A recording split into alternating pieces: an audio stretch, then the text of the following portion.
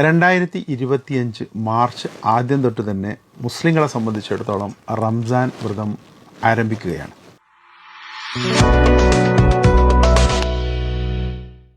നോമ്പ് നോൽക്കുന്ന ആളുകളെ സംബന്ധിച്ചിടത്തോളം, പ്രത്യേകിച്ചും രോഗികളെ സംബന്ധിച്ചിടത്തോളം അതിപ്രധാനമായ ഒരു കാര്യം, 13 മുതൽ 14 മണിക്കൂർ വരെ അന്നപാനീയങ്ങൾ, വെള്ളമില്ലല്ലോ, ഉപേക്ഷിച്ചെടുക്കുന്ന വ്രതം സത്യത്തിൽ പല രോഗികൾക്കും ബുദ്ധിമുട്ടുണ്ടാക്കിയേക്കാം.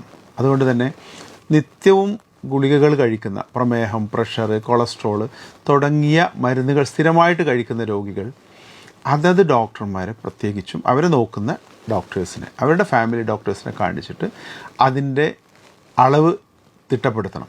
ഏത് സമയത്ത് ഏതൊക്കെ കഴിക്കണം എന്നുള്ളത് ഒരു ഡോക്ടർ പറഞ്ഞു തരുന്നതായിരിക്കും, നിങ്ങൾ ചികിത്സിക്കുന്ന ഡോക്ടർ പറഞ്ഞു തരുന്നതായിരിക്കും ഏറ്റവും നല്ലത്.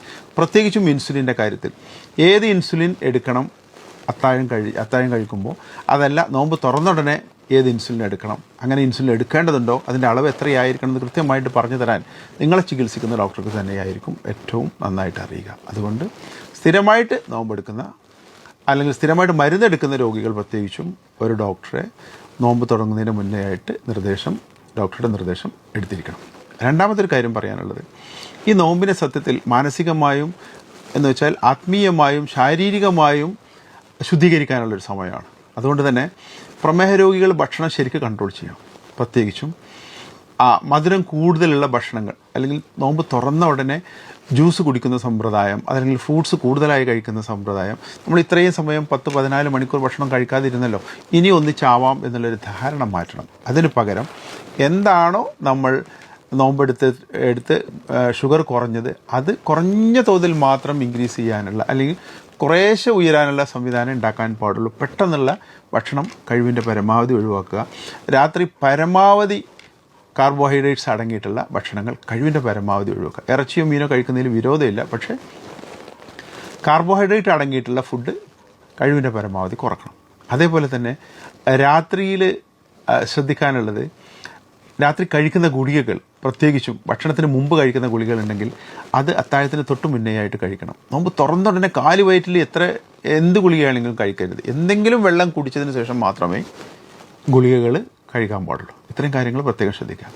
നോമ്പിന് ഏറ്റവും നല്ല കൺട്രോൾ കിട്ടാൻ എന്നെ സംബന്ധിച്ചിടത്തോളം ഞാൻ കാണുന്ന ഒട്ടുമിക്ക പേഷ്യൻസും നോമ്പിന് അവരുടെ ഷുഗർ വളരെ നല്ല നിലയിൽ കൺട്രോളായിട്ട് കാണുന്നുണ്ട്. അതിൻ്റെ അർത്ഥം ഭക്ഷണം തന്നെയാണ് ഏറ്റവും പ്രധാനം നമ്മുടെ പ്രമേഹം കൺട്രോൾ ചെയ്യുന്നതിന് എന്നുള്ള കാര്യം നമ്മൾ മനസ്സിലാക്കണം.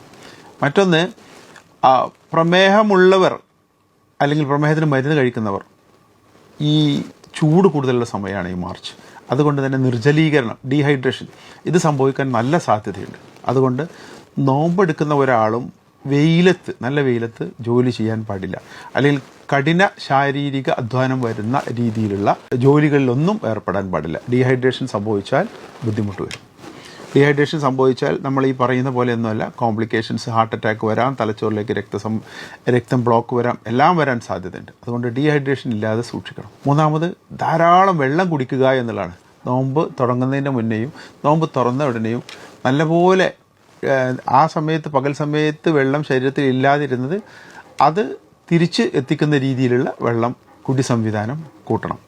പ്രത്യേകിച്ചും ഒന്ന് ശ്രദ്ധിക്കാനുള്ളത്, ഈടായിട്ട് 2 വർഷത്തിനകം ആർക്കെങ്കിലും ഹാർട്ട് അറ്റാക്കോ തലച്ചോറിലുണ്ടാവുന്ന ബ്ലോക്ക്, നമ്മൾ പറയില്ല സ്ട്രോക്ക് എന്ന് പറയില്ലേ, ഇത്തരം കാര്യങ്ങൾ ഉണ്ടായിട്ടുണ്ടെങ്കിൽ 2 വർഷം വരെ അവർ മിനിമം നോമ്പെടുക്കാൻ പാടുള്ളതല്ല. ഇതിനൊക്കെ പുറമെ ഏറ്റവും പ്രധാനമായിട്ട് നമ്മൾ ശ്രദ്ധിക്കാനുള്ളത്, നോമ്പെടുക്കുക എന്നുള്ളത് ഒരാൾ നിശ്ചയിക്കുന്നതാണ്. നോമ്പ് ആരും അറിയില്ല, നമ്മൾ എടുത്തില്ലെങ്കിലും ആരും അറിയാൻ പോകുന്നില്ല. അതുകൊണ്ട് നോമ്പെടുക്കുന്നതിൻ്റെ മുന്നേ നിർബന്ധമായിട്ടും അതാത് ഡോക്ടറുടെ കൺസൾട്ടേഷൻ നിർബന്ധമായിട്ടും എടുത്തിരിക്കുന്നത്. എന്നിട്ട് ഒരു ഡോക്ടർ പറയുന്നത് നോമ്പെടുക്കാൻ പാടില്ല പറഞ്ഞാൽ നോമ്പെടുക്കാൻ പാടില്ല. വിശ്വാസകാര്യങ്ങൾ മുസ്ലിങ്ങളെ സംബന്ധിച്ചിടത്തോളം അതിന് ഒരു എക്സ്ക്യൂസ് ഒന്നുമില്ല. അത് വിശ്വാസം തന്നെയാണ്. ഈമാൻ, ഇസ്ലാമിൻ്റെ കാര്യത്തിൽ വരുമ്പോൾ അത് നമ്മളെ പ്രവർത്തന മേഖലയാണ്. ഒരാൾക്ക് നമസ്കരിക്കാൻ കഴിയില്ലെങ്കിൽ, അയാൾക്ക് നിന്ന് നമസ്കരിക്കാൻ കഴിയില്ലെങ്കിൽ അയാൾക്ക് ഇരുന്ന് നമസ്കരിക്കാം, കിടന്ന് നമസ്കരിക്കാം, യാത്ര ചെയ്തുകൊണ്ട് നമസ്കരിക്കാം. ഒരാൾക്ക് സക്കാത്ത് കൊടുക്കാൻ പണമില്ലെങ്കിൽ അയാൾ സക്കാത്ത് കൊടുക്കേണ്ട ആവശ്യമില്ല. ഒരാൾക്ക് ഹജ്ജ് ചെയ്യാൻ കഴിയില്ലെങ്കിൽ അയാൾക്ക് യാത്ര ചെയ്യാൻ കഴിയില്ല, അയാൾക്ക് സാമ്പത്തികമില്ല, അയാൾക്ക് ആരോഗ്യമില്ലെങ്കിൽ അയാൾ ഹജ്ജ് ചെയ്യേണ്ട ആവശ്യമില്ല. എന്നതുപോലെ തന്നെയാണ് രോഗികളും. ഒരാൾക്ക് രോഗം മൂർജിച്ചിട്ടുണ്ട്, അതല്ലെങ്കിൽ അദ്ദേഹത്തിന് ചികിത്സിക്കുന്ന ഡോക്ടർ പറയാണ് നിങ്ങൾ നോമ്പെടുത്താൽ കുഴപ്പത്തിലേക്ക് പോകുമെന്ന് പറഞ്ഞാൽ അദ്ദേഹം നോമ്പെടുക്കാൻ പാടില്ല. അങ്ങനെ നോമ്പെടുത്തിട്ട് ഞാൻ ചെയ്യേണ്ട നിർബന്ധമായ കർമ്മമല്ലേ എന്ന് പറഞ്ഞിട്ട് ഒരു കാരണവശാലും അതിനെ ന്യായീകരിക്കുന്നതിൽ അർത്ഥമില്ല. അതുകൊണ്ട് ഡീഹൈഡ്രേഷൻ ശ്രദ്ധിക്കുക. ഏറ്റവും പ്രധാനമായിട്ട് ഈ നോമ്പ് ആത്മീയമായിട്ട് നമ്മൾ എത്രമാത്രം ഉയരുന്നുവോ അത് മറ്റുള്ളവരുടെ പേരിലുള്ള കാരുണ്യ പ്രവർത്തനങ്ങൾ. അയൽവാസി പട്ടിണി കിടക്കുമ്പോൾ നമ്മൾ കുറേ നോമ്പെടുത്തിട്ട് കാര്യമൊന്നുമില്ല. അവൻ പട്ടിണി കിടക്കുന്നുണ്ടെങ്കിൽ നമ്മൾ നോമ്പ് സ്വീകരിക്കില്ല എന്ന് നമുക്കറിയാം. അതുകൊണ്ട് ആത്മീയമായിട്ട് നമ്മൾ ഒരു തലത്തിലേക്ക് വളരണം. ആരെങ്കിലും നമ്മൾ ചീത്ത പറഞ്ഞാലോ ദേഷ്യം പിടിച്ചാലോ നമുക്ക് തിരിച്ച് പറയാനുള്ള അവകാശം പോലും ഇല്ല നോമ്പുകാരനെ സംബന്ധിച്ചിടത്തോളം. അതുകൊണ്ട് ആത്മീയമായി വളരുന്നതോടൊപ്പം ശാരീരികമായിട്ട് പ്രമേഹമാണെങ്കിലും പ്രഷറാണെങ്കിലും ഫാറ്റി ലിവർ ആണെങ്കിലും കുറക്കാൻ പറ്റിയ ഏറ്റവും നല്ല സമയമാണിത്. അതുകൊണ്ട് വളരെ സൂക്ഷിച്ച് എന്താണോ നമ്മൾ ഉദ്ദേശിക്കുന്നത് നോമ്പ് കൊണ്ട് അത് എത്തിപ്പിടിക്കാൻ എല്ലാവരും ശ്രമിക്കുക. നല്ലത് വരട്ടെ എന്ന് പ്രാർത്ഥിക്കുന്നു.